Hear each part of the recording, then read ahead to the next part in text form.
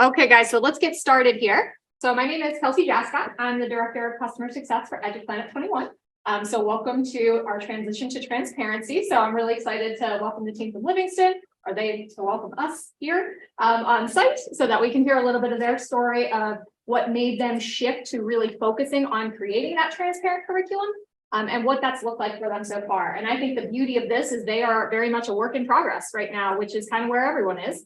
And curriculum is never done, never finished. So I really like to kind of see how things have evolved over time. And these guys are flying through the process, which has been awesome. So I'm excited to kind of hear from them today. I do want to do some quick intros. I know it's going to be a little weird since some of you are virtual and some of you are in person. So if you're virtual, I'm going to ask that you just kind of put something in the chat window, introduce yourself and your school district. And folks in the room, if we can maybe start with my team and kind of go around the table, just so everybody knows who each other is, I think that's going to be good too. So Jared, I'll have you pick it off and we'll just kind of go clockwise here. I'm Jared Bonnet, Director of Software Development at Coherence Development Design Product. Good afternoon, John and Esther Doucette. I am an educational consultant with EduPlanet and actually just retired as an assistant superintendent. I'm glad to join the team here, but have been with EduPlanet for over a decade, so part of the family. Claire Cook Scott. I manage our marketing and our professional learning content. I'm Jeff Colosimo, co-founder and CEO of EduPlanet. So thank you everybody for coming. Thank you, Mark, for hosting this event for us. Caitlin Jones, I'm the assistant superintendent in Caldwell, West Caldwell Schools. Hi everyone, Mark Vito, Director of Curriculum Instruction and Assessment in Ramsey. I'm Gary Molinar. I'm the Assistant Superintendent at Ed Services of New Jersey. Dominique Petrano, I'm the Director of Curriculum in Hasbrook Heights.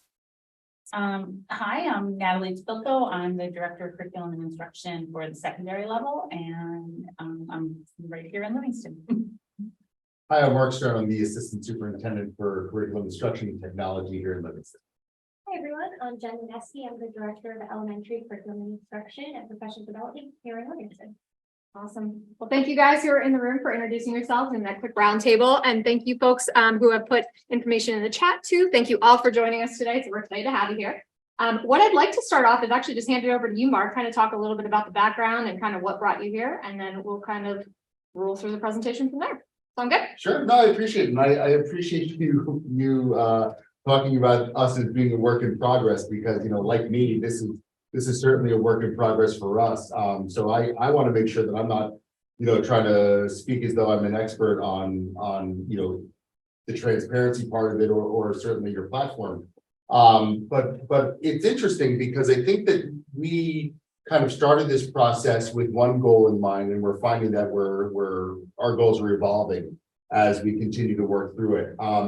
You know, basically, like I think a lot of us have, and I'm glad to see so many of us here in person and online because, you know, we're all neighbors and to be sharing what each other are doing will certainly be helpful for us. But, you know, we've been writing our curriculum in Google Docs for, you know, about a decade, and certainly in Microsoft, you know, Office before that. We have our binders.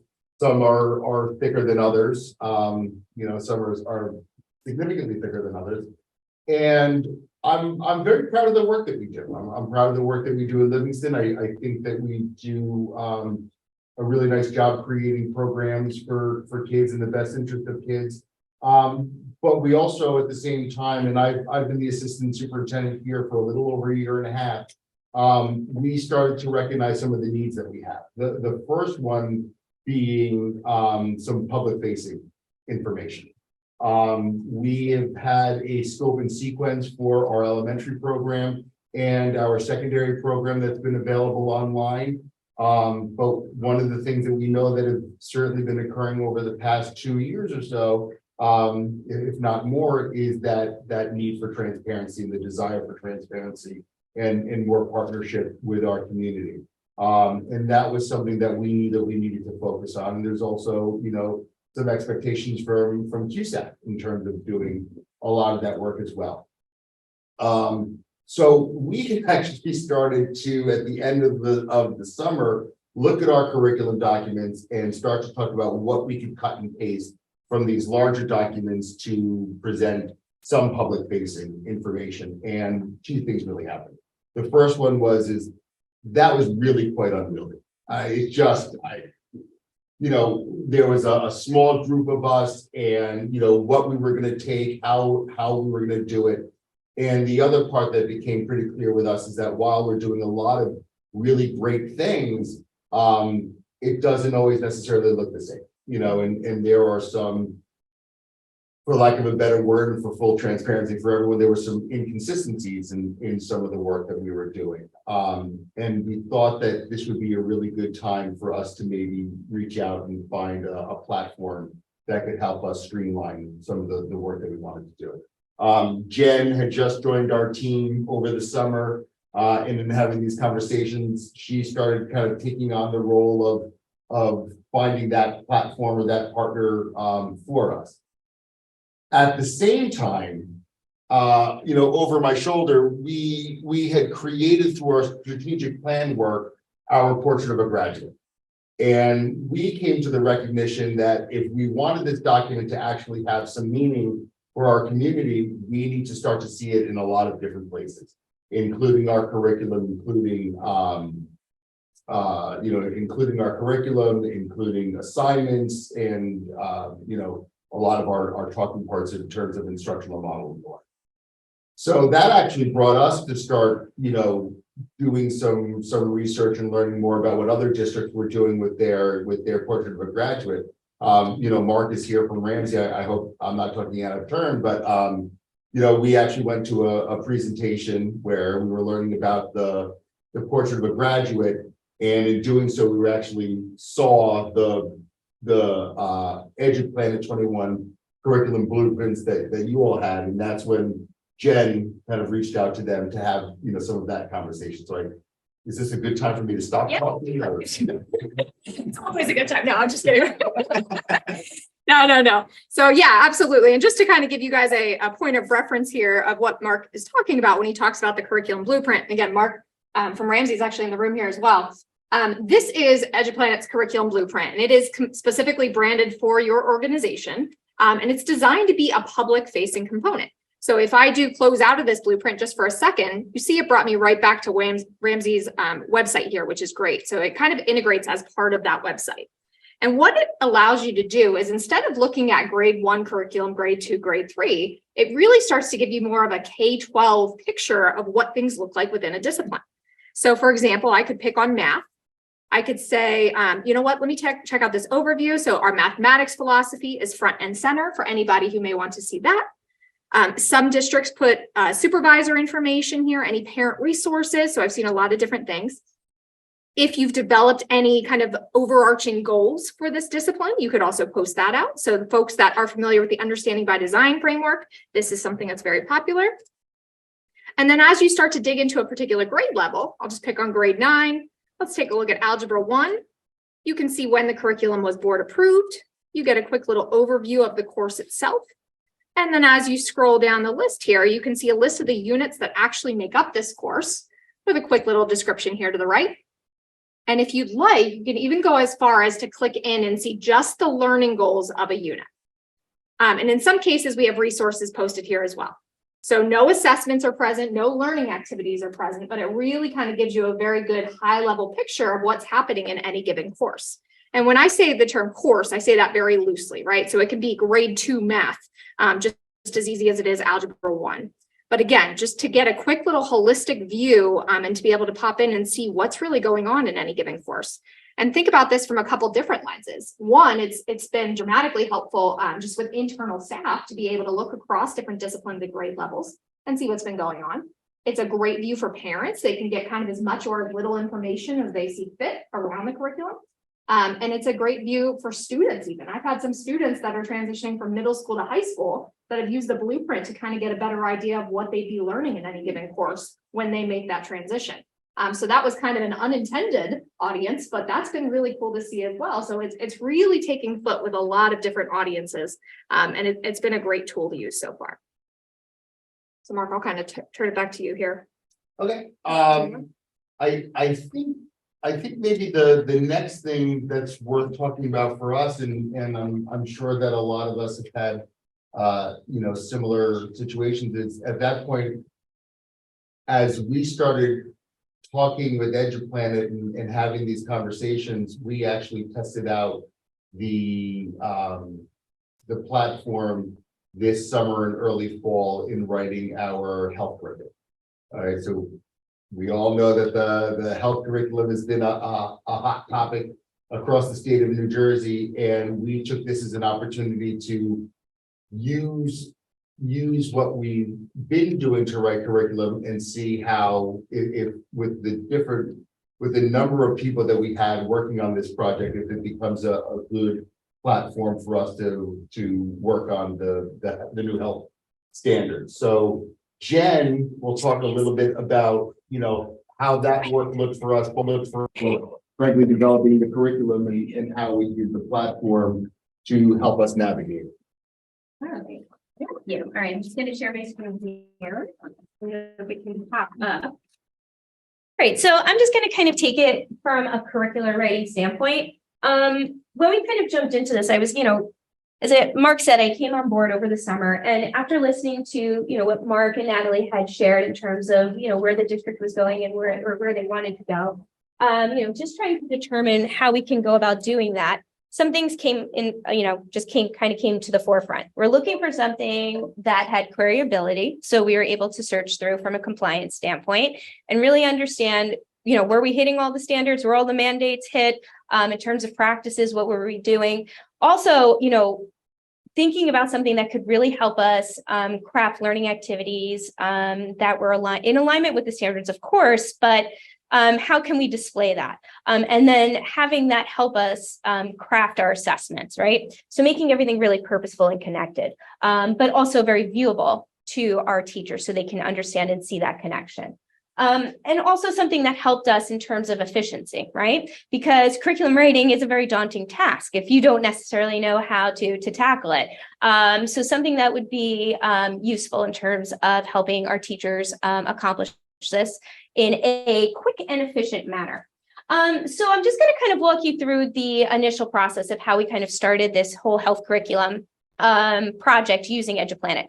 So traditionally, whenever I start a curriculum project, I kind of look at the standards just kind of broad based. So what I do is I create a gigantic spreadsheet with everything that we have to have, every single standard that we have to have. So obviously you're looking at things that have to do with the content area, but then we have our other interdisciplinary standards and our technology standards and our career awareness and life literacy standards, right? So we have all of that. So those are things that we, normally start with, right? Traditionally, before EduPlanet, this was all done by hand. With EduPlanet, now we don't necessarily have to do this by hand. It's a great place to start in terms of, your content area standards, because it gets the teachers that you're working with really able to understand and dig into those standards and understand what that work output looks like for students, right? When you look at the performance indicators, and it helps you shape your units and how you're going to group the standards together, right? But then when you go into input it into EduPlanet, that's the beauty where everything is, right? So if I'm just going to minimize this for a second, and then I'm going to just kind of bring up an old curriculum document that I have here. Again, all of this in the past was kind of done by hand. This was all done by teachers by hand, listing all of these standards, checking it off, making sure that they were in the unit. Again, formatting, making sure everything was in alignment. This took a lot of time for teachers to do by hand, and then also for supervisors to look at and approve. So really, we were looking for something that could help us create a document that looked like this in a more efficient way, where you have the links to all of the content standards and the interdisciplinary standards and any type of disciplinary practices, but then also mandates as well. So with our health curriculum, we worked with teachers, we kind of designed it, we decided how we were going to organize it all. We did a lot of work understanding the standards, and then what we did was we went to input it into EduPlanet. So when we went to do that, it's really simple to do, as you can see here. All of the standards are listed. We could prioritize them in a very quick and efficient way using our, the chart that I just showed you to kind of help us and to guide us. So this is all in stage 1. And then that all kind of populates into what you can do into the later stages. But here we wrote our enduring understandings, our essential questions, we have our knowledge and skills. So everything is here for us to then use when we write assessments, and then we go into our learning plan here. So here's an example of a learning plan. And this is essentially where for our units, it was just really simple to type in. We then linked the standards and the different practices and essential understandings, essential questions and enduring understandings and the resources. So this was all simple to do, just to input it in there, and everything was all linked. And that's kind of our process and how we went about doing things. And then we went to go and publish, and we have our blueprint. So I don't know if Kelsey, if you wanted to show that. Yeah, I'll jump in a Okay. little bit more detail. Well, I do want to give props to Jen too, very quickly. So this lady took the bull by the horns, jumped right into the platform like 2 days after gaining access to it, and just breezed through that health curriculum and really did a fantastic job getting that up and going. Thanks. Just props. Thank you. there, Thank too. you. Thank you. Kelsey, as you switch over to show the blueprint, Yeah. to show the blueprint, the really interesting thing, and I couldn't agree with you more. I mean, Jen really did an unbelievable job of it, putting together the new updated health curriculum. So we found ourselves right there to the community, as I'm sure most of you have been doing. In early fall to share, what the new standards are talking about and, what they'll actually be doing in class and what some of the assessments and what some of the materials are, and again, really interesting for us that this ended up being with the health curriculum because it was such a popular topic of conversation, at the beginning of the school year. And as we were putting this letter together and adding this information and adding, this video that we're showing and all these other things, we finally actually stopped, and Natalie, turned to us and said, well, why don't we just post the curriculum blueprint for it? It's almost like we're recreating the wheel by doing it twice. And that's what we did. So this actually became the first public facing, blueprint that we put forward. We sent it just on its own as the health and physical education as Kelsey's, pulling up right now. And honestly, I think that it really helped us make that connection with the community because here's everything, here's what it is that your kids are going to learn. Here's what the standards actually are. I don't need to, work to explain them because here's all the information that you should possibly know. And if you choose, again, I know that a lot of districts were dealing with opt-outs and that sort of thing. And if you want to make that decision, great. But let's make sure that you have all the information to make that decision for what's best for your family. And it really helped us to have that conversation because even as people, didn't necessarily or had their questions or their concerns about the curriculum, they did appreciate being able to see it, so that we were able to really have meaningful conversation. And kind of to your point of getting it up and running the first go around, think about an ongoing maintenance perspective. So all I have to do is click a button and this automatically updates versus many districts I know for years and years and years, we're doing all the downloading the PDFs, trying to organize that in different files and folders within your website. And that becomes really difficult, whether it's an admin that's doing that work or you yourselves in a lot of cases. So the blueprint's been a really easy function for that. And you're seeing too, like in order to get their health and phys ed curriculum up here, they went very, very basic with it, which I applaud. So I can click on kindergarten. Again, I see a list of the units, quick little description here, maybe.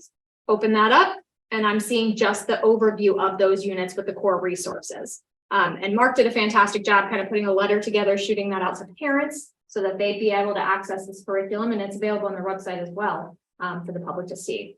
And over time, we'll just continue to build on this and start to get all of the other subject areas up and going as you see fit. And I think that's really the beauty of EduPlanet is we really believe in starting small and thinking big.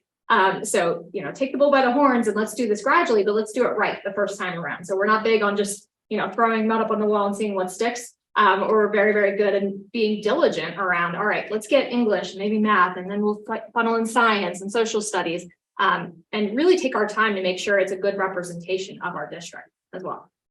So I think that's really important to mention. A couple of things I do want to note just to kind of echo what Jen's process was. So Jen really designed anywhere from the course level down to that unit that she was kind of displaying. And EduPlanet is an enterprise platform, which means we have a couple of different modules that all work together to develop kind of that end result you see. So I'm going to show you some bits and pieces of it kind of as we move through. And if anyone's interested in seeing more, I'm more than happy to touch base with you as well. But where we actually start off designing is at the course level. So think scope and sequence right now. So this is kind of the first go round of where we begin. Very, very easy to start a brand new course. I'll just click into one that Livingston's been playing around with here. And you can see it's a customizable template that literally just walks you through step by step of what is the core information that we should be seeing at the course level. We're not to the units yet. We're definitely not to the lessons yet. But what do we need to see at the course? So basic course information here on the left, the name of the course, maybe how long it's going to take. Is it a semester? Is it a full year? What subject area, grade level. Over here to the right, you have kind of a quick course overview. Now, if you remember back to that blueprint, if I click into one right here, this is why that course overview becomes important, because that is going to be parent facing. And I'll tell you, many times that's just a quick copy paste from your current program of study, especially in middle school and high school. When you get into the early years, it can be a little bit more challenging, but a quick little description of what kids are learning in second grade math. So you see that course overview. There's a couple different ways to navigate. One's kind of here across the top. The other is you see this little sidebar here on the left. But the next phase this would take us to are the units of study that make up this course. And you can see I just have a quick list of those units right down the left-hand side here. If I would like to associate an image or, to kind of change the color of this avatar, something to make it a little bit more fun, I can do that as well. And here's where you're seeing that little description of these units. Now, again, this is where many folks will actually just start off building their scope and sequence. What are the units I'm going to be teaching? What's a quick little rundown of what's going to be happening in those units? And as you can see, you have editing functionality here to be able to make those quick changes. So as you continue to polish and make this more finessed over time, it's a very, very easy avenue to do that. This is not the only version that you can see of this. So if you'd like to see kind of pacing on the right of which units are coming, which weeks of the school year or which dates, you could do that as well. There's a lot of different views you can kind of utilize to make this more meaningful for you. Another thing that I see commonly on this kind of page is prerequisite courses, dependent courses. So starting to, again, migrate that program of studies into the course level. And then kind of the last page, which is pretty cool. And Livingston and I have had a lot of discussions around how to kind of utilize this. It really depends on what your structure looks like. If you have a good team of supervisors, or what does that look like? Who's actually doing the design work? And that's very different in many, many districts. On this last and final page here, you actually have the ability to determine what are the standards and goals that I'm going to be teaching as part of this course. Now, standards is pretty simplistic, right? We're all aligning to those New Jersey student learning standards for the most part. And I know there's all kinds of mandates when it comes to interdisciplinary and those, standard 8 and 9, getting those in there. Then we also come into the mandates and how are we assuring that we have those embedded correctly within the curriculum. So by selecting which standards and goals you'd like to see here, and again, everything's kind of available in drop-down menus for you, very easy to jump in here and select. So I can pick on my New Jersey student learning. I can drop down to career readiness, and there's the standards for me. So no more copy pasting. That spreadsheet that you saw of Jen's, again, everything's already front-loaded into the system for you, so it makes it very, very easy. As I do that, what it does for my teachers is when they go into design a unit, it actually gives them a short list of standards to choose from, so they don't feel so overwhelmed having to go through all of those New Jersey student learning standards. So again, it narrows the focus and ensures that you are aligning back to those course objectives. And the cool part of that is when I come in here and take a look at the list of standards I have, over to the right, you'll see it lights up orange if it is currently embedded in one of my units. So as a supervisor, it's very helpful for me. If I'm science supervisor here, I can pop in and see, okay, we determined as a team that these are the standards and goals that belong in this course. If my team comes back to me and says they're done, well, I'm coming in here and saying, I see at least 7 or 8 right there that have a gray marking, which means they're not currently embedded in any units. Kind of what happened there? Well, let's start to talk about it. And it can never be a punitive thing, right? But it can be a really fantastic tool to say, hey guys, we talked about why these are important to the course.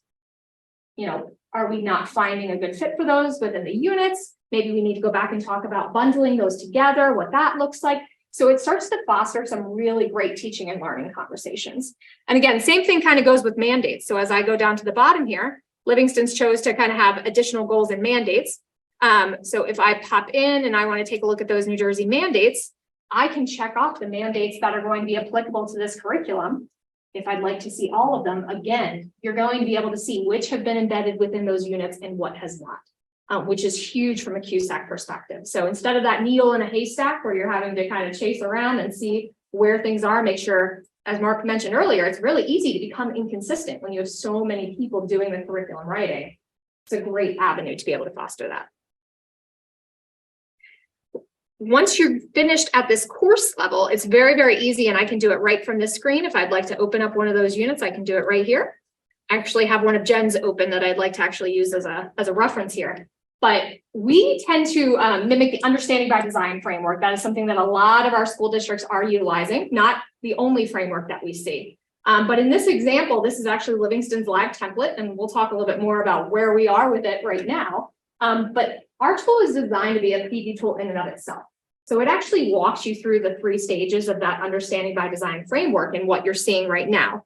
So painting a quick little overview of this particular unit. So again, I have a name here up at the top. You can see it's linked to my course. I can select my subjects and grades. You know, how long is it going to take me? Maybe this is going to be 2 weeks, for example. And I can even map out when I'd like to teach it as part of the school year. As I scroll down, you'll get a quick little description of that, which again, shows on that blueprint. So that's that description of the unit. And any prior learnings or connections, which I know many of you are using prior knowledge, but I've seen a lot of different terms for the same thing.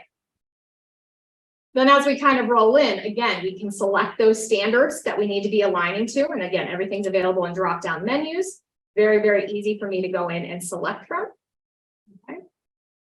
As I scroll down a bit here, I have those mandates.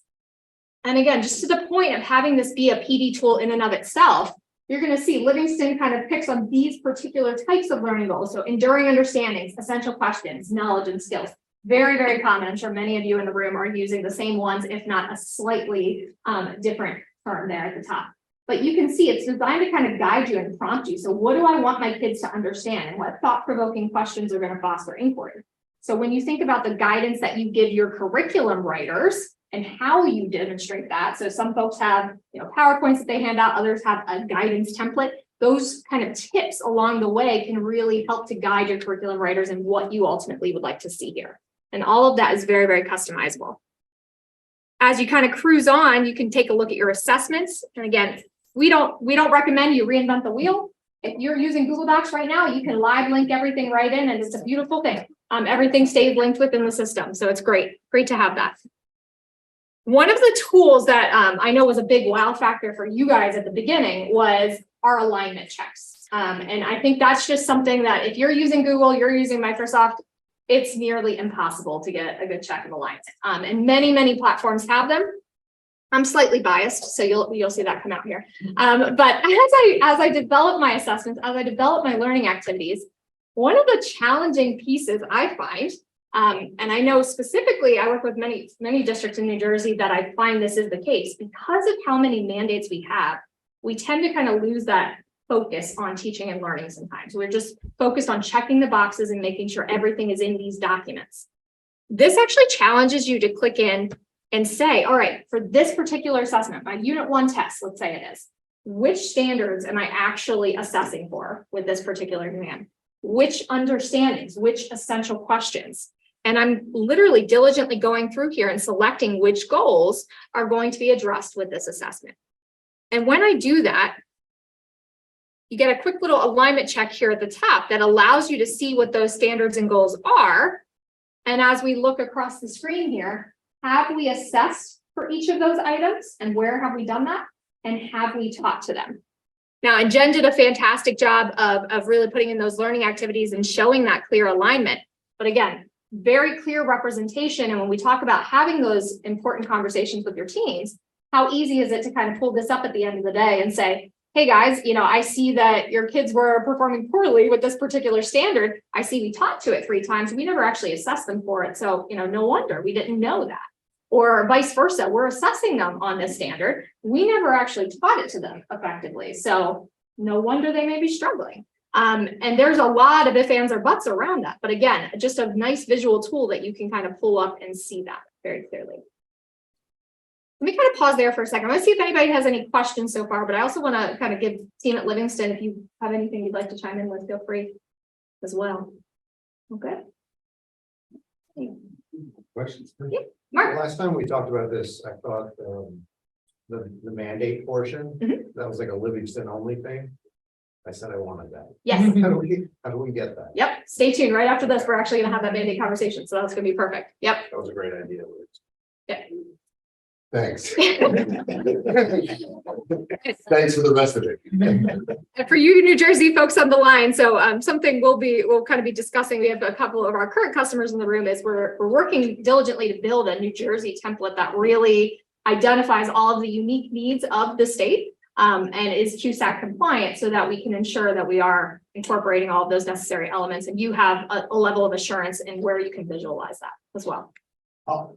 I'll say a couple of things to that, Kelsey, and I don't know if I'm going to say these things now or later. But there are a couple things with that, and this is really where the work in progress and some of the priority shifts in the work has happened. I will say that even in watching Kelsey run through this again, like it always feels like a lot, and a lot of buttons and a lot of places to click and move.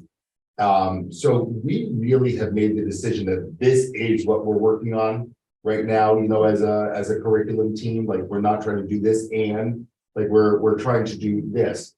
And what that has done is it allows us to really create like a working agenda that we keep coming back to, each month, where we work on something and then we come back and we say, okay, this is what we did last time. Are we still good with that? Great. Now let's move on to the next one, and we can keep adding more of the things. So where the shift started to happen is, I will tell you that the first several meetings that we've had were really about the platform and clicking buttons and making sure that all the buttons that we needed are in there. And I'll be very honest with you, Mark, we want a ton of buttons. We want to drop down for everything. Kelsey started by saying that this is customizable, and I'm sure that there are times that she regrets ever saying that to us, because we're a little extra. We are. Yeah. I don't like that one. Extra. There we go. Sorry, Benny.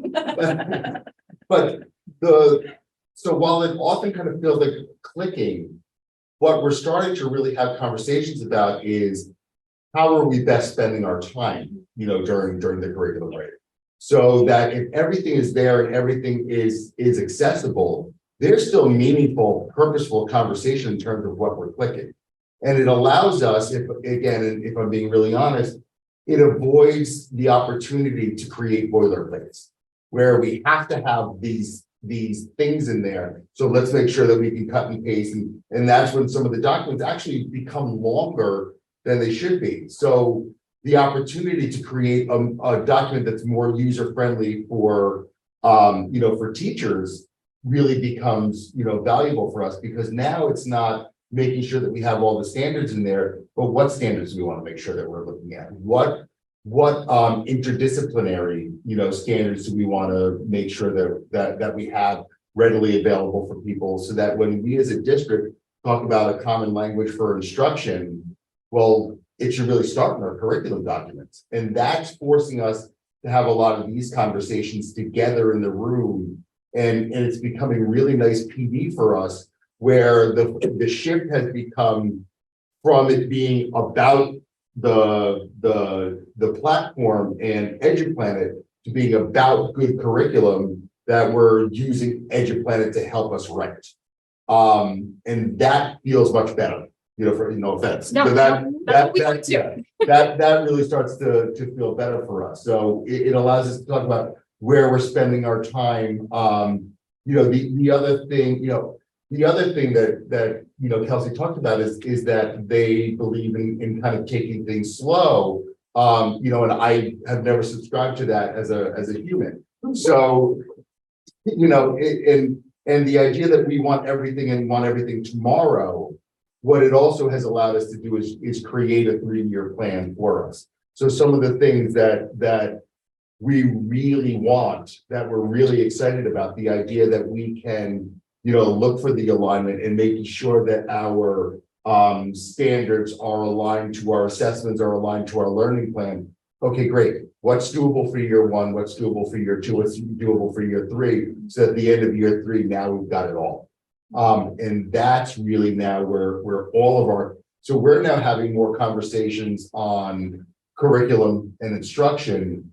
And then we're calling Kelsey and saying, oh, we also need, or can we move this? Like, think about some of the interdisciplinary connections, and some of the standard 8 and 9s that we originally had in one section that we actually moved full sections because it is front path. Yeah, no, that's great. No, absolutely. Yeah, I mean, and like I said, what you're seeing on the screen right now, this is a work in progress. So emphasis on Mark calling me every other day. No, I'm just kidding. But it is great because as we're having those great curriculum conversations with your team and with supervisors, and it's coming up at all levels, why do we do the things we do? We're able to kind of start to show that here and simplify the process. So it's less about clicking the buttons and doing the things in the system. That's not what it's about. It's about good curriculum writing and what do we believe as curriculum writers? What does our district believe? And how do we represent that in a document that's not 76 pages long, which is very, very common, fortunately and unfortunately. And to support the 3-year process, it almost becomes a performance task for your leadership team. You have your Google curriculum, it's still there, your docs, but then what is a really good performance task? Are we really finding evidence of the stage 1? And it could back the entire district into that sort of development, that sort of process. Everything is super high. It's like highly visible with this. Like it just brings everything to the forefront. It outlines everything so you can have those purposeful conversations. It's just going to shift the way that we really not necessarily write our curriculum, but the way we talk about it, not only amongst ourselves as leaders, but with our teachers as well. Because then when we take a look at the document, that when we produce a PDF, what our teachers have access to, again, it just lays everything out very plainly for them to see those connections.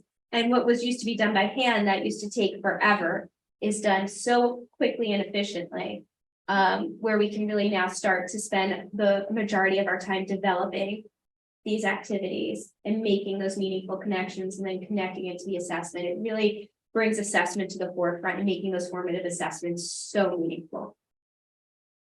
And again, it's forced consistency. So at the end of the day, those inconsistencies that we were seeing in our documents before, we're not going to see that because it will export the same way every time, which also just provides a level of comfort for everyone across the district, knowing that if I'm looking at, a different disciplines units, whether that be because I'm reviewing them as a peer or whether that be because I'm looking for connections to make in my own classroom, I kind of have a good idea of where to go to see that relevant information, which I think is really, really important here.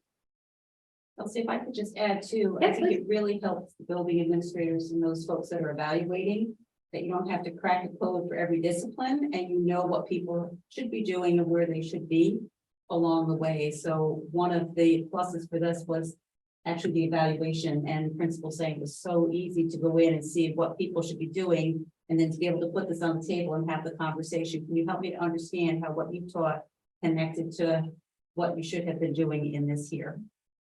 So it's another piece too. No, thank you, Dawn. I appreciate it. And I think one of the coolest pieces, and again, I'm going to kind of toot Jen's horn here because I think she did a fantastic job. Is one of the great tools about the platform, and I'll show you a couple of unique pieces, is actually our analysis. And this is something that we're actually spending a good bit of time on this year too, really finessing this and making it really a powerful tool for you. But you'll kind of see as we move through, Jen was focused on the comprehensive health and phys ed curriculum, specifically health, right? We weren't focusing on phys ed for this purpose. Yeah, no phys ed standards. Oh, there's two phys ed standards that kind of overlapped into the health portion of, or the health instruction. So those are accounted for in this, but they're not, the physical activity is not here. We have a separate curricular document for this. So this is really just, we were talking about instructionally health. Yep. Health is our area. Yep. Which is perfect. So and with this report that I'm pulling up here, and I know it's a little bit small for those of you that are in the room, on the screen, it might be a little bit better. This is what we call a learning goals frequency report. So this is like the #1 report you are running as an administrator, whether you're looking at standards alignment, whether you're looking at how you're utilizing the mandates or any other specific types of goals you may have, things like social emotional learning, your alignment to your portrait of a graduate and how that's happening across the district. It could also be things like, what types of transfer goals do you have, or understandings or essential questions? So I just ran this very briefly for NJSLS and comprehensive health and phys ed, and I'm just looking at grades 3 to 5 right here.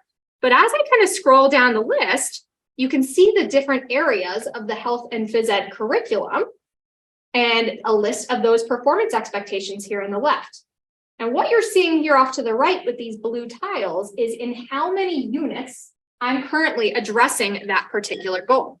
So if I kind of zoom in a little bit, not to shrink the screen, but just so you can get a little bit better of a visual. So I can see that most of these are being taught in 1 unit. But as I scroll down, I think this is a cool one. So, I'm just going to kind of pick on, let's see, demonstrate ways to promote dignity and respect for all people, right? So I can see that we've aligned to this particular performance expectation in 3 units. And when I click in, here are those 3 units where it's happening. I can also start to look across and say, okay, how am I actually assessing for this standard? And I can see the only assessment I have lives right here in strong relationships. And if I click in, I can see what that assessment is. So how am I actually assessing my kids on this standard? And what are the other standards and goals that are aligned to it? I can even go a step further and say, and how am I teaching to it? And I can see in each of those units, there's 1 learning activity that's truly aligned to that particular standard. And if I click in, I get a full little scope of what's happening in that learning activity as well. So at the end of the day, for you as an admin to be able to sit back and say, okay, first of all, I know my kids are struggling with this standard. So are we addressing it? And if so, how much? Right? So I click in, if I see a 0 there, well, ding, ding, ding, we found the answer. If I see a 3 or a 1, okay, let's take a deeper look. So as I dig in, all right, I've got 3 units. Those are across a couple different grade levels. You know what, maybe I'm not assessing my kids enough to really understand if they know this stuff. Maybe I haven't taught it to them enough. Maybe it's more of a complex standard that I really need to focus in on a little bit more. So again, we've already asked ourselves 4 or 5 questions just with 2 or 3 clicks. Now imagine having this conversation with your team and saying, what does this look like? How can we modify this learning activity to make it more meaningful so kids are going to grab onto that a little bit more? Or can we add in another quick formative assessment just to make sure they're kind of getting things along the way? There's no misconception, so we don't go too far down the line. But again, then for CUSAC purposes, to be able to come in here and have some assurance, and again, purposefully, they did not align to these standards, but if in fact they meant to, and they came in here and saw, 8, 10 gaps, that might be an issue if it were a CUSAC here, right? We might want to have an idea of why we're not aligning to those particular goals. This may just interrupt for a Yeah. second. So this kind of was a game changer, I feel, for us, because this all was done by hand. And it was done by hand by supervisors or directors or assistant supes in isolation from one another. So to do this cohesively, but then also having the beauty of clicking on that to see exactly where it is. Like I know in my record keeping, I showed you that, that spreadsheet before, I had it listed where everything lied. But now when I went into this and I could actually just bring it up in a second to see the assessment component, but then also the activity, it's a game changer. And it just gives you so much more time back, because I was sitting there looking through curriculum documents. If I'm thinking about it from the lens of looking at it from the lens of a supervisor, someone who is, stage 1 approving this right after a team of teachers works on this, you're going through and you're trying to crosswalk everything. You're doing that by hand. That is an arduous task to do. And there's so much, it's a lot of pressure, because you got to get it right if you're going to hand it off to your director or assistant sup to check it off, because they're relying on you to make sure that you've checked all the right boxes. So now that, you have this done for you pretty quickly, and then you're able to track it, it's just insanely helpful. So we kind of pause here for a second too. Any questions, comments from anyone? About from the school side of things, the migration of the pre-existing curriculum into the new tool and strategies around that, because it's easier to start. I thought that was such a smart idea to start with something new, because it's supportive and instructive.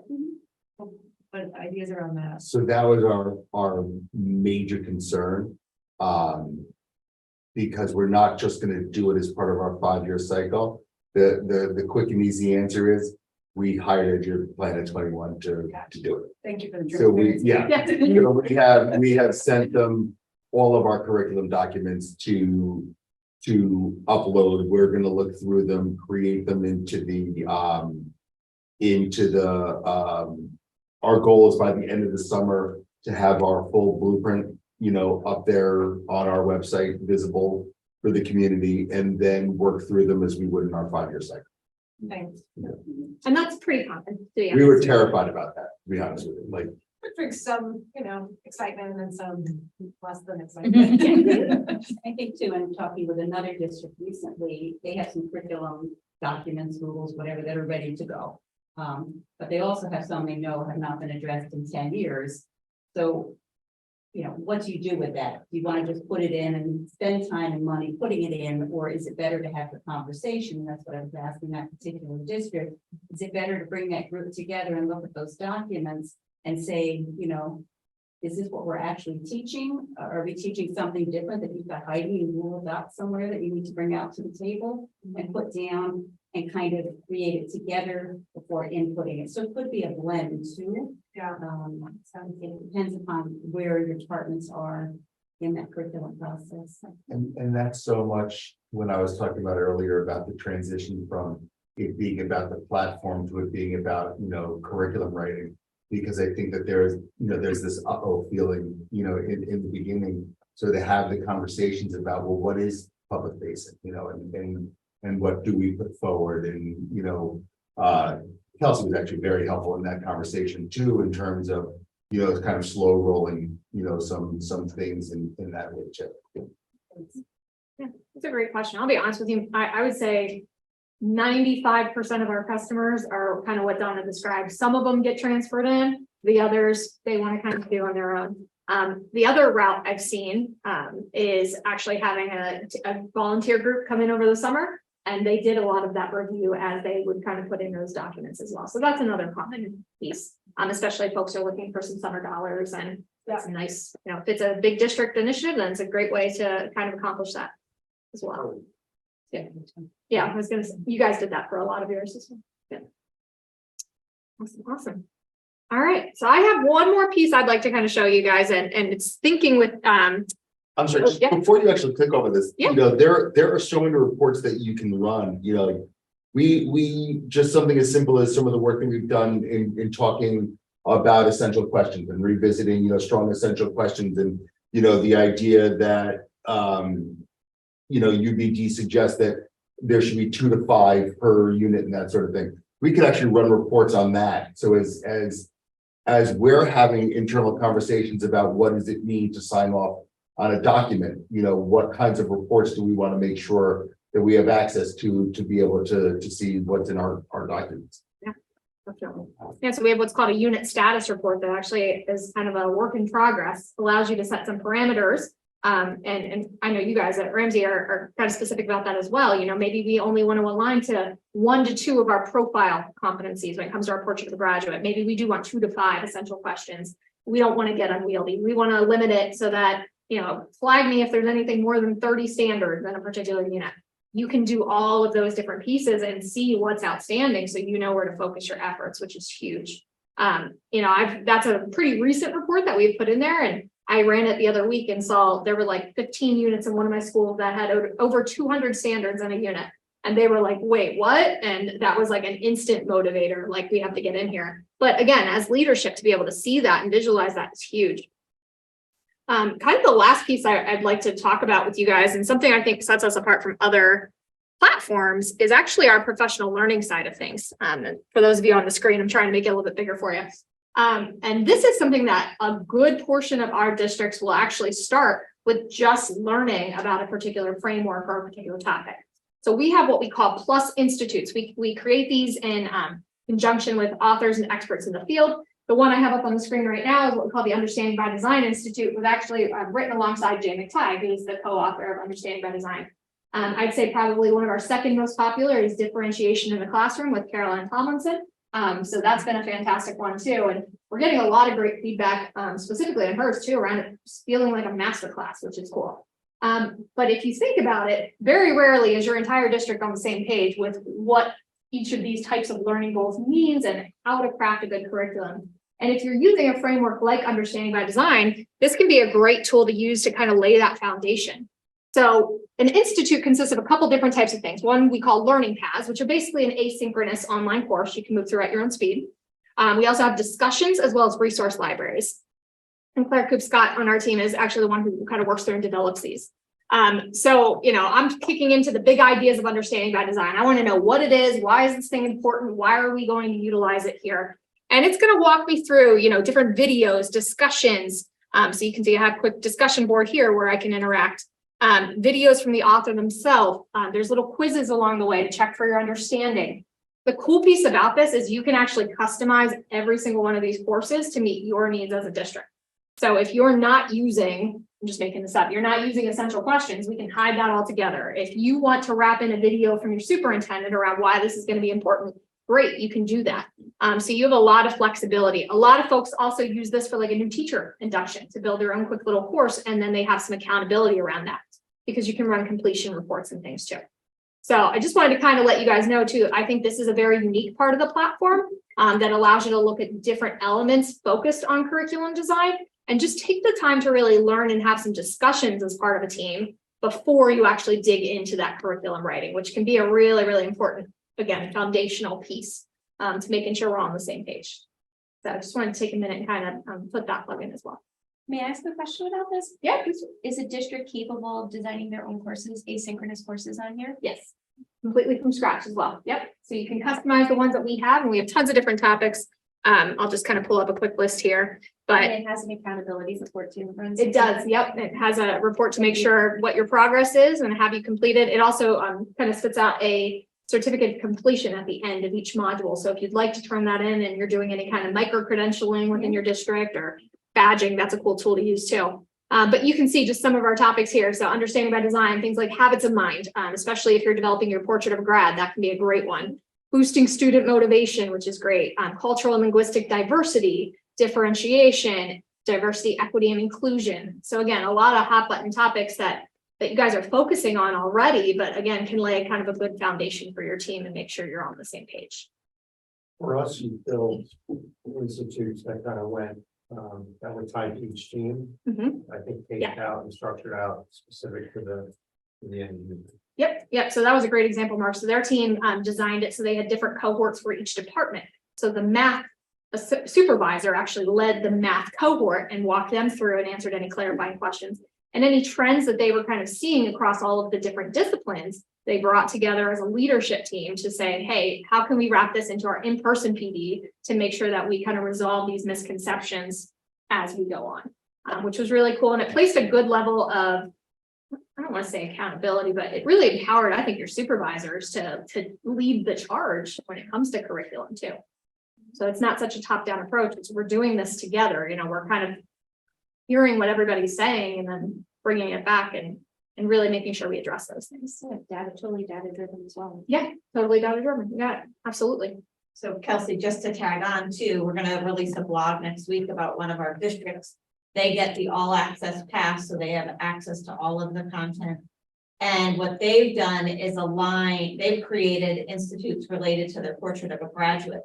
So they have the strategic pillars that support them. And what they've done is said, okay, in this pillar, these two from the Differentiation Institute support that pillar, these two from the UBD, this one from Boosting Student Motivation. So they've completely customized it to support their pillars, which is incredibly cool. You'll see that the blog starts, they've gone where nobody else has gone before, but it's really was our dream when we created Institute Builder, that they could really make it their own. So that is pretty exciting. And that team's actually going to be adding some of their own material to supplement that too. So whatever is important to them as part of that portrait of a grad, and I'm just looking here. If I did one on being a conscientious friend, something that uplifts others with kindness, listens with intention, turns empathy into action. There could be a lot of different topics I could kind of pull into that one to support that. Neat. Your wheels are turning. I can already. I can help with that.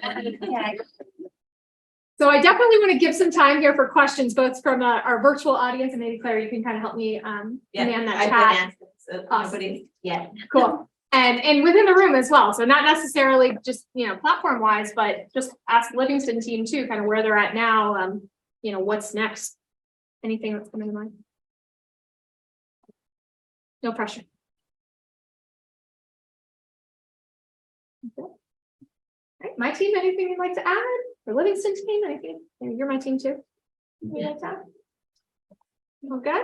Sure are. Awesome, guys. Well, I hope you find this was valuable for you. I think everybody's kind of moving towards the transparency piece. I think, it's something we're not just seeing in Jersey, we're seeing it everywhere. We're a Pennsylvania-based company, so we only live a couple hours away. It's a hot button topic there as well. So it's all over the place. I do think it's something that you can get up and running very, very quickly. And I think you've got some great allies in your area here, I get two in the room, that have just done a fantastic job, taking the reins. And again, both are still working. We have a question from our virtual folks. Yeah, great. Okay. Any advice on community rollout of the blueprint? Mark, do you actually want to talk about what you did with Well, Trizza? Yeah, so again, we rolled it out a lot quicker than I think we ever anticipated. I think that what we really thought was gonna happen was this summer, we were gonna roll out everything at the same time, but we ended up doing it through the health curriculum, which was a really nice organic opportunity for us to do it. And it gave us now the availability to have open conversation about what it is that we're doing. So we're actually being transparent in our transparency on the topic of transparency and on our process of transparency. But we've now been talking very openly about our transition of curriculum to the blueprint. We're trying to be very precise in our language about the blueprint, and that we will be, fully functional. Our goal is to be fully functional by the end of the summer.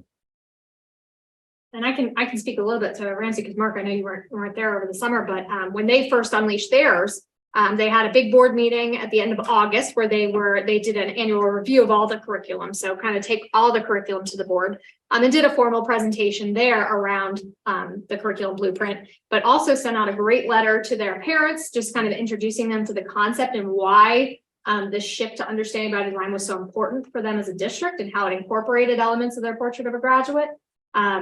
And had a big posting on their website as well, which I think is still there. So that was a really good with links to that. So that went out to all parents.